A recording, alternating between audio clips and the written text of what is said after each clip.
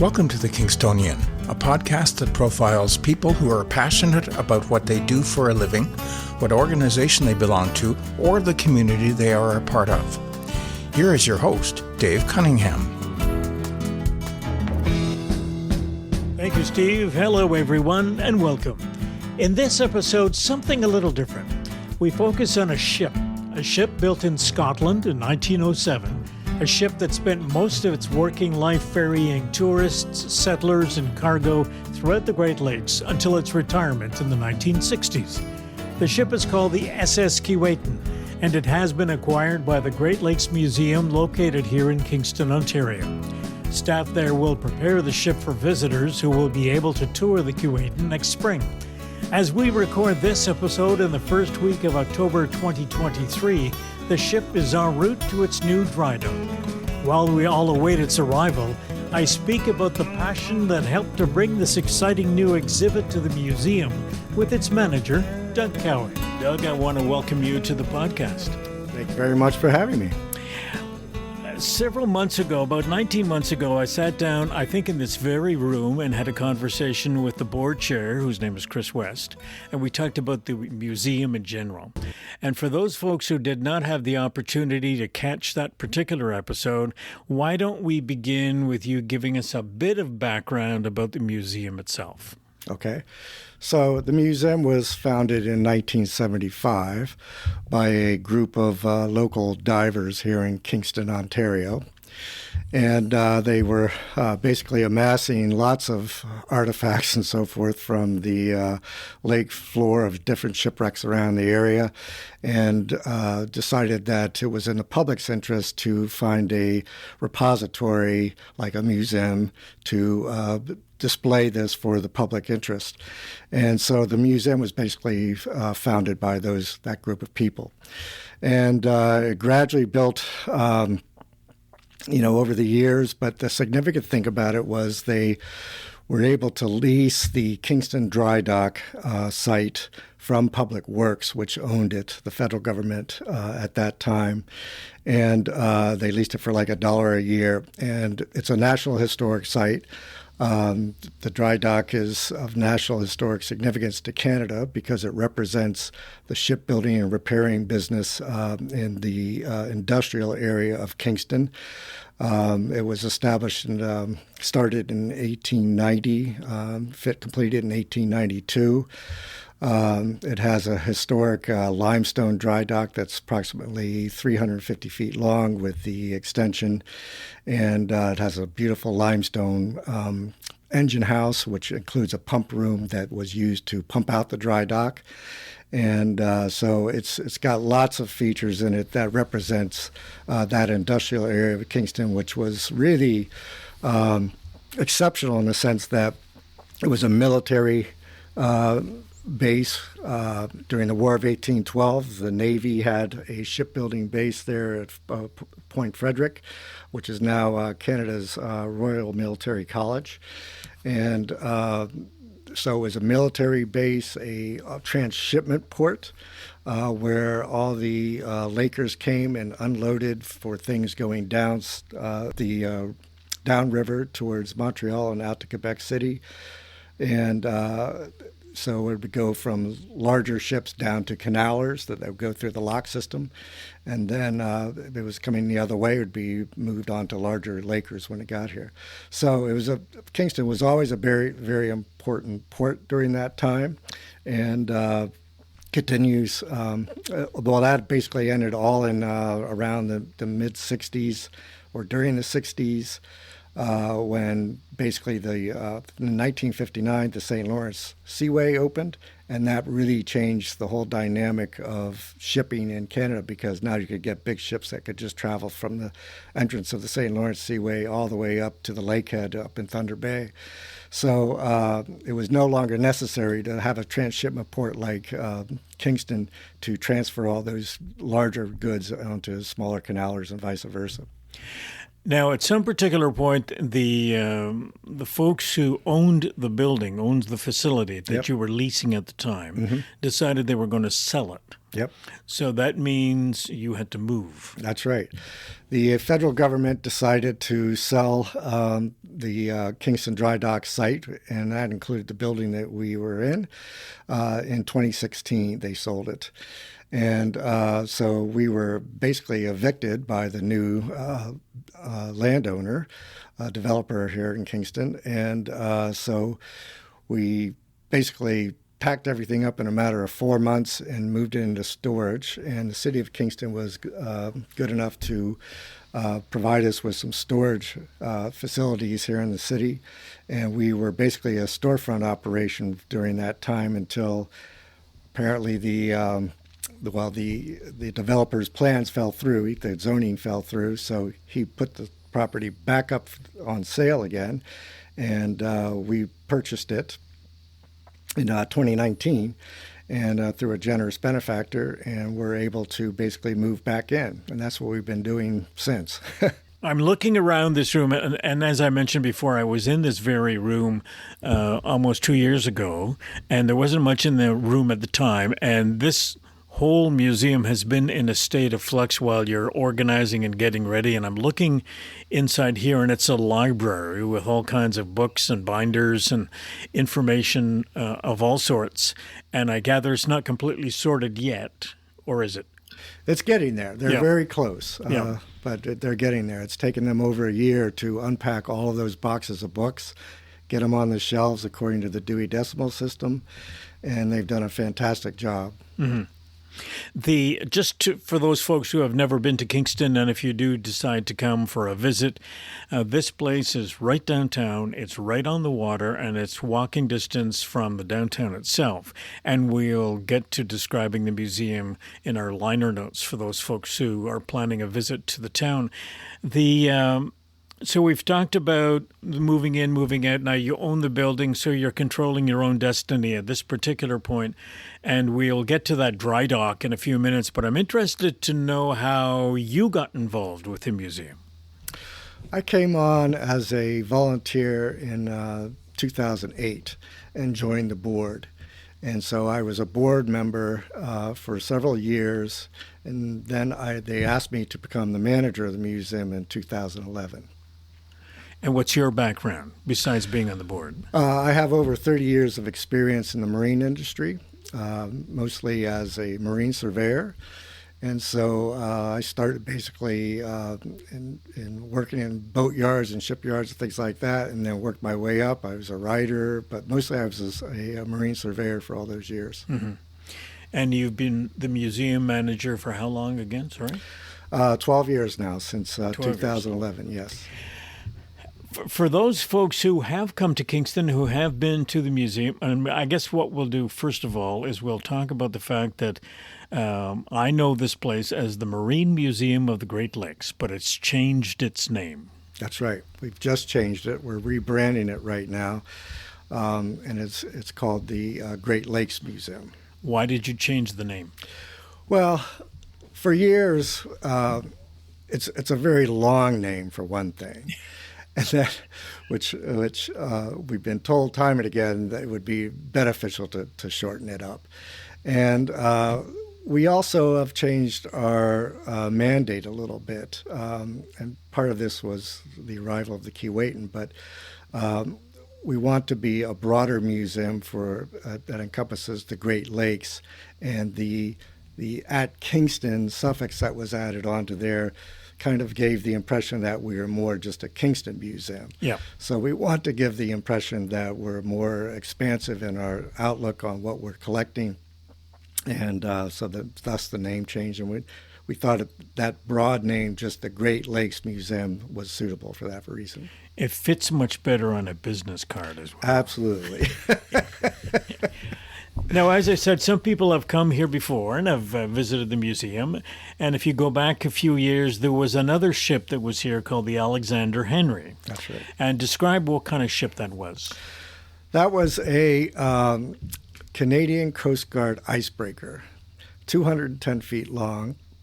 It was built in 1958, I believe, and they retired. The Coast Guard retired it in 1985, and we expressed our interest in it, and they donated it to us. And we ran it as a B&B actually until 2010.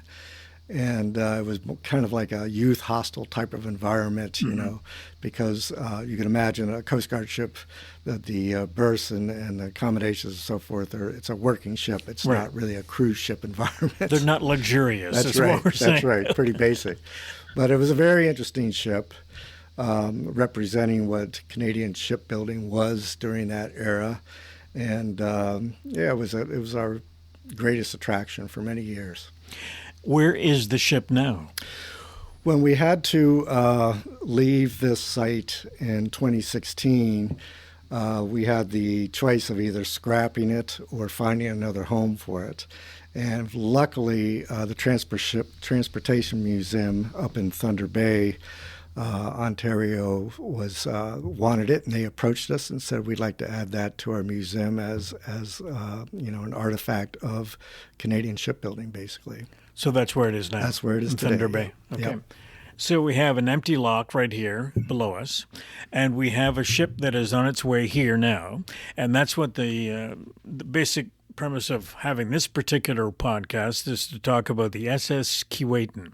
Sure. And this is a ship that you've recently acquired, and it's in one place and it's on its way here, and will be here in late October as we record this at the beginning of October. So let's talk about the ship. Describe the ship for us. The ship is the last Edwardian era liner, what they call a liner, passenger liner, cargo ship combination in the world, basically. There are two other Edwardian ships, but they aren't liners that have accommodations and so forth. They were like ferries. One of those is the Earnslaw in New Zealand, and the other one is the Nomadic in Belfast. And they are very remarkable ships in themselves, but Keewatin is the only one that is a passenger ship with accommodations that was a liner. And for those who may not be familiar, when we talk about Edwardian ships, we're talking about the era of the Titanic, correct? That's correct. The Keewatin was built in 1907, and the Titanic was built in 1912. Okay. Yeah. And where was the ship built originally? It was built in Glasgow on the Clyde River, whereas the Titanic was built in Belfast. And during that era, basically, the United Kingdom was the principal shipbuilding capital of the world, and there were quite a few major shipbuilding operations there.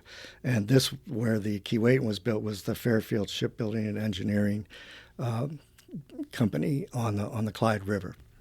So when it was built back then in Glasgow, what was its purpose? Was it designed to go across the ocean or just basically work its way around Europe somewhere? It was designed specifically as a liner to connect the eastern and western railroads of CP Rail in its early days before the east and the west rails were connected. So it was very specific, and it was ordered by CP Rail for that reason. In Canada? In Canada, okay. That's right, in the early days of CP Rail. Because even though the last spike had been driven, there still was this section of rail that went across the top of Ontario to connect that wasn't yet built. It was very rough terrain. And so CP Rail said the logical solution is to put a marine transport between, at that time it was Owen Sound and Georgian Bay, up to the lakehead, which was back then Fort William, what we call Thunder Bay now. Okay. Yeah.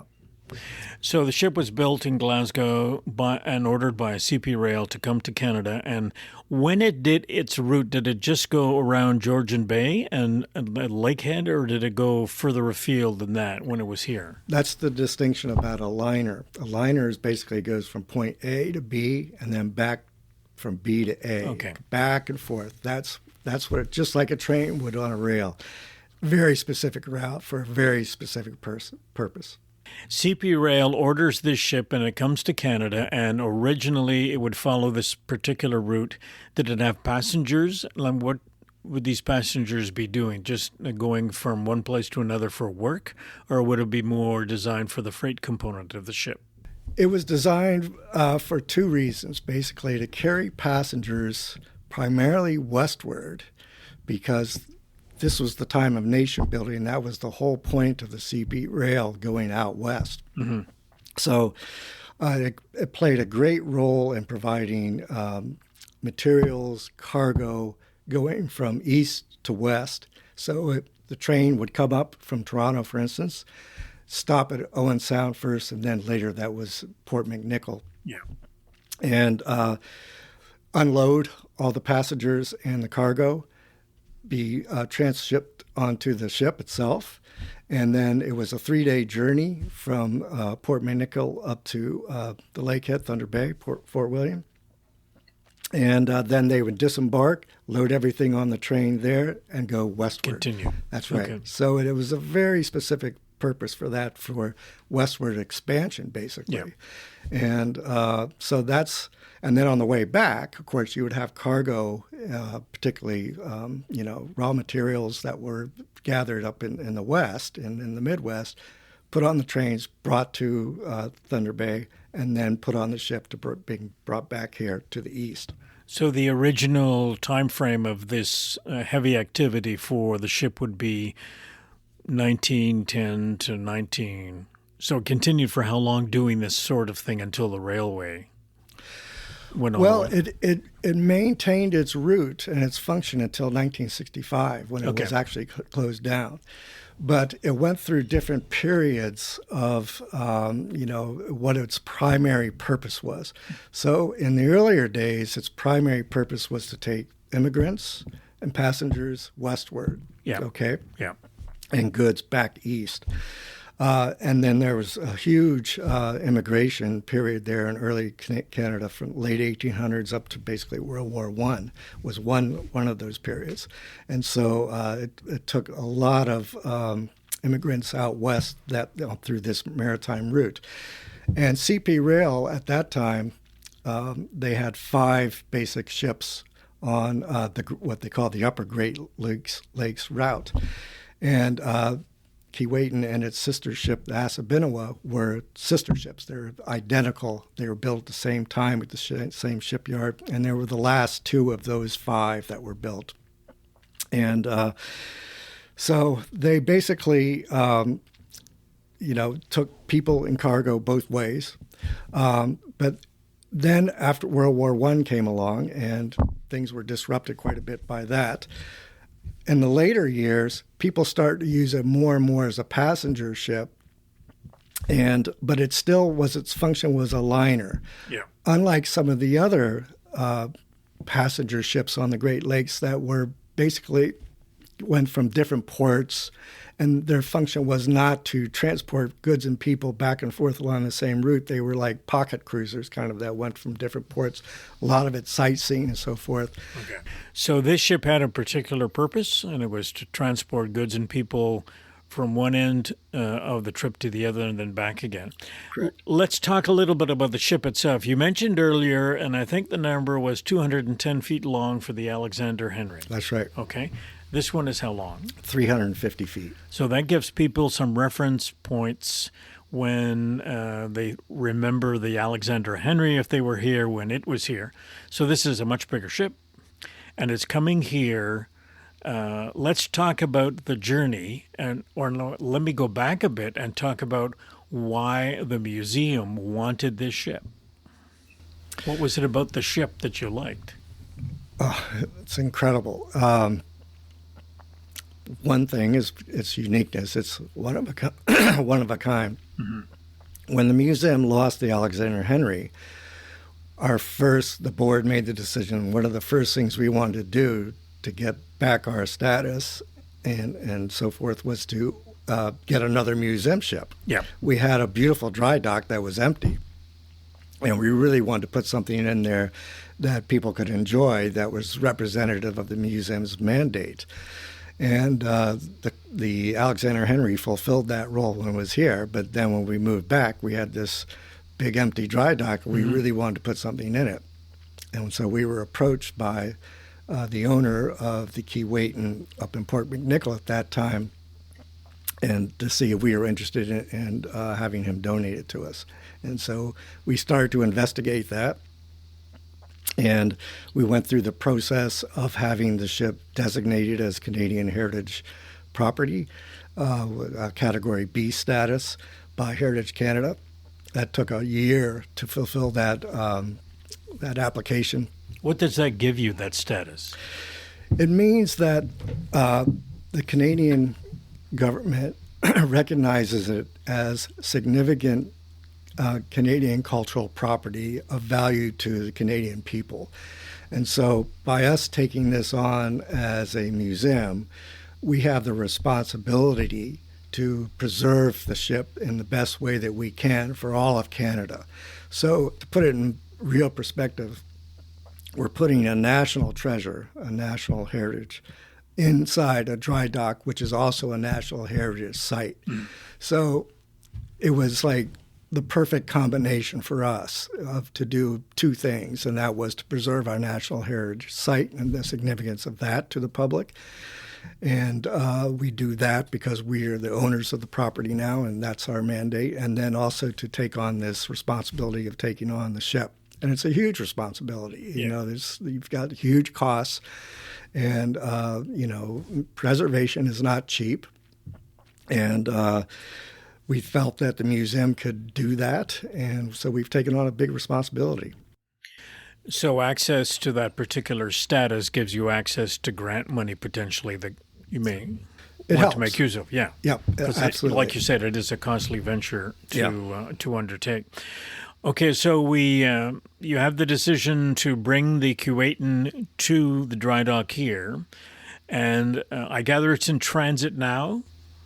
No, it's at the Hamilton shipyard. Okay. It's called Heddle Shipyard in Hamilton, Ontario, which is close to Toronto. Okay. So is it, when is it destined to get here? Sometime in late October. Describe the process. This is not a ship that can be powered on its own, right? That's right. Does not work. So how is it getting here? It's being towed. It's called what they call a dead tow, which means that there's nobody aboard it. They basically just put the rudder at midships and put a tug at the bow and tow it directly. And that process from Hamilton will take how long? 2 days. 2 days. Yeah. And so then it will come to the dry dock here. Mm-hmm. Now, I don't think we addressed this, but this is a dry dock that functions? Not like it used to. Okay. It's basically the steam engines and everything that drove the pumps to pump out the dry dock. Originally, they were shut down when the shipyard shut down in 1968. Since then, what we do if we want to pump out the dry dock is we have a coffer dam, which is kind of like an accessory dam, because the original caisson, which is like a gate that they used to use, is dysfunctional. So we put this coffer dam out that has to be basically raised and lowered with a crane. And then we put auxiliary pumps in the dry dock to actually pump out the dry dock. And then the pressure of the lake water actually pushes the coffer dam against the dry dock wall, and it seals it. And how much work are you going to do on the Keewatin when it gets here? It'll be never ending. That's what preservation projects are all about. We're doing a lot of the very dirty kind of laborious work at the shipyard before it comes here, because once it comes here, we don't expect it to ever move. Yeah. So we're having the entire superstructure, for instance, painted, the funnel painted, which is all involves sandblasting first to get it down to bare metal. The mast painted, the davits painted. We're having a few decks replaced. And so we'd have a large work list of things to do that are big jobs that we wanted to have done at the shipyard before it got here. And then once it gets here, it will be much more manageable, the kind of preservation work that we want to do to it. We still have lots of painting projects to do, carpentry work, and so on, that can be done hopefully with volunteers and a select group of contractors and so forth that we bring in to do professional work. How many staterooms in the ship? There are 105 staterooms. 7 of them are deluxe cabins that have their own bathrooms, basically their own heads. The other cabins, the more standard ones, basically you walk in and there's 2 bunk beds and then what they call a settee, which could also be used as a bunk too. Okay. So you could fit 3 people in each one.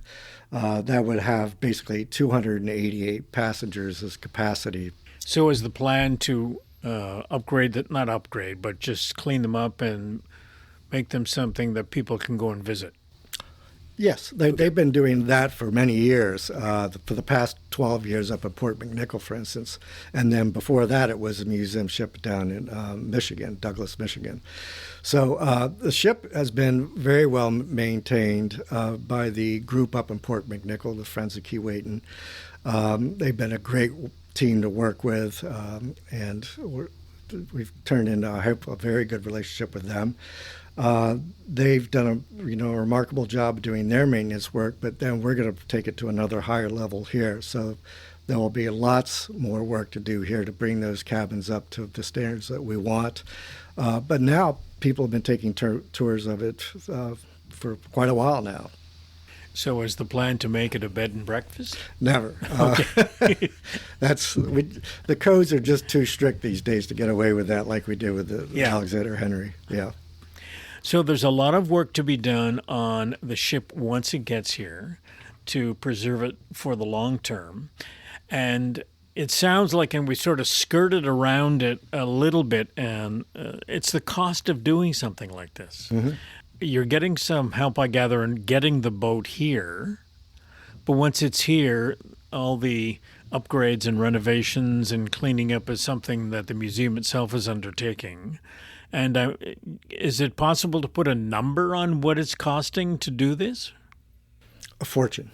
That's what Michael Lang responded when asked what it cost to put Woodstock together at the rock concert. It's a fortune. It's like it'll never go on. Yeah. I don't want to get into specifics, but we're talking in the millions, not the hundreds of thousands. Yeah. And over the years of the ship's life here, we'll have a budget that we've set, which will be targeted for specific things that we want to do every year to maintain it. I'm going back a little bit to the decision-making process that the museum undertook to think about this particular ship and bringing it down here. And I would imagine, based upon what your role is here, that you've gone to see this ship and you've walked through it and with your little notepad and said, okay, these are the things that I think we should be focusing on once it gets here. Correct. Is that a fair assessment? Yep. So how many pages were occupied in that little notebook? Well, like I said, we're having a lot of the major work done at the Heddle shipyard, which is a big boost to us. Most of it is exterior work, cosmetic work, but we've also got some structural deck repairs done for the the promenade deck, which is a beautiful Douglas fir wood deck that's been laid over steel.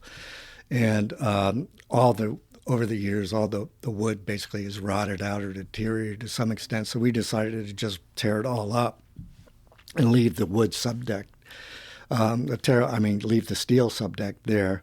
And so that's being painted now, so we can use the ship in service until we replace the wood deck, which will take at least a year because we have to have all the lumber milled specifically to the dimensions we need, and then we have to have somebody come down and lay it all down, and that'll take just a year to dry the wood before we could even start. So we'll have a steel deck for at least, I imagine, a year and a half to 2 years. So the list goes on everywhere you look, there's things you can always preserve because. And this is typical of ships. Even the military ships, the Coast Guard ships and so forth, they basically have crews, for instance, painting one end to the other, and then they just go round and round in circles, doing it to maintain it. Now, fortunately, we're in a freshwater environment, which is a huge benefit to the salties who are, salt water is just murder on steel and ships and paint and everything. So we're at a benefit there. And it's just a matter of having a large enough crew to keep up with it. And so you time your repair maintenance schedules so that you try to stay ahead of it all the time. So I realize that you have some contractors that you would use for certain jobs, but you also have, it sounds like an army of volunteers, frankly, are dedicated to this particular project and to the museum. Talk about those volunteers for an instance. They come from where? Well, a remarkable group of people. This museum wouldn't be here today if it weren't for the volunteers. When we moved here in 2019, for instance, the building had been completely unplugged and vacated for those 3 years. And the vandals got in here and just trashed the place, tore out all the copper wiring, the piping, destroyed the HVAC systems. And we had to invest over $700,000 just in the mechanical replacement of the things in the building. But it was the volunteers who did everything else, fixed all the holes in the walls that had been left behind, did all the painting, cleaned up the place. Was just a disaster. And it's taken them several years to do that. So that was an immense project, and they were all local volunteers from Kingston here, and they've just worked their hearts out, and they still are. And there's a crew out there now on the West Pier that are painting all the lifeboats off the ship that we had trucked down here. There's 10 lifeboats. They're 25 feet, and they need a lot of maintenance, and they've been out there for weeks working on that. And then when the ship gets here, they'll be working on that too. We're going to recruit a lot of volunteers. Most of them will be from around the Kingston area just because the commute, you're not going to get a lot of people to drive a long distance to do volunteer work usually. Yeah. But yeah, they're mostly local people. So would they be sailors or history buffs? Oh my God, they come from all walks. Yeah. We have people who are retired engineers from Queens and RMC, the Royal Military College here in Kingston, professionals who are retired, all walks of life. We have electricians, plumbers, painters, carpenters, the kind of unique tradesmen that you need and professionals that you need to really work on a ship like this and get some of the best guidance when you need it. The engine room itself is a remarkable artifact. It's got a quadruple expansion steam engine, and we have some engineers who are on our team now who just can't wait to get aboard and to start to maintain that. Are you going to do anything with the engine to make it work, or just to clean it up? It's very clean now, yeah. And the engine room is pretty spotless, and the engine does turn over. We have an electric motor that's activated to it, and it's not coupled to the propeller, so we've uncoupled that so it will turn freely. Yeah. And so it'll turn at very slow revolutions so tourists can go down there and actually see it move and understand what the stroke of these huge pistons, what was involved in that, because it's like 3 stories high, right? Yeah. It's huge. Give us a sense of what you envision visitors to the Keewatin will see when they come here and you open it up to visitors. What is the experience going to be like for them? Hopefully remarkable.